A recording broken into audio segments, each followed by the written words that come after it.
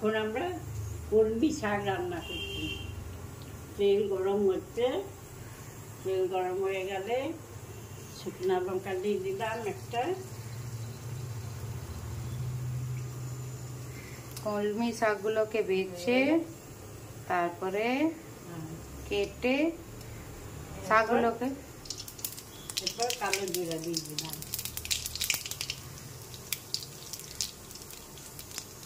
তারপর রসুন কুচিয়ে দিয়ে দিলাম।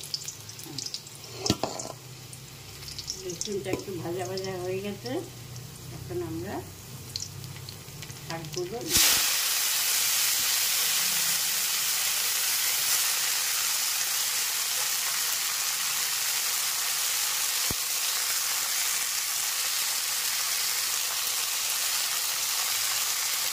এটার মধ্যে শাকের সাথে সাথে ডাটাও একটুখানি আছে, খালি একটু শুকনো লঙ্কা, একটা শুকনো লঙ্কা, একটু কালো জিরা আর রসুন দেওয়া আছে।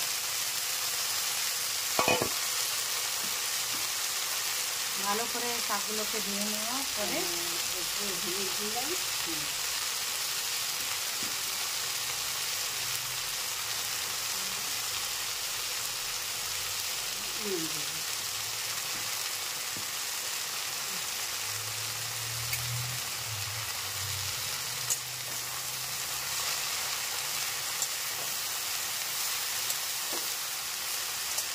কলমি শাকের নিজেরই এত টেস্ট আছে কি এর মধ্যে আর কিছু দিতে হবে না।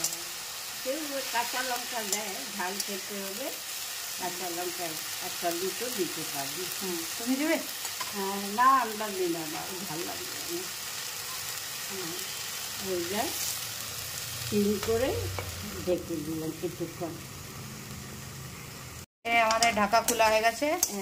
আজকে আমরা একটু কথাতে ব্যস্ত হয়ে গেছি, এই জন্য শাকটা লেগে গেছে। বেশি লাগেনি, এখনো একটুখানি নাড়ালেই হয়ে যাবে।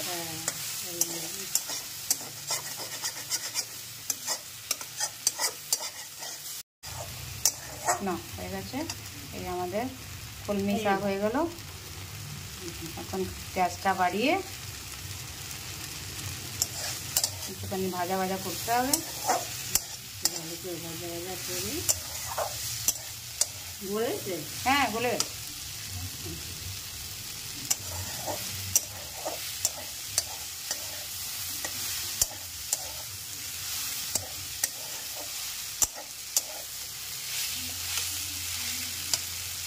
এই আমাদের শাকটা হয়ে গেছে ভাজা ভাজা।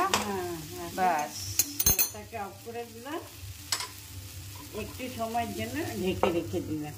ব্যাস, তারপরে 2-3 মিনিট পরে এটাকে একটা প্লেটের মধ্যে রেখে দেবো। এমনি করে বানাবেন, ঢেলে দিব।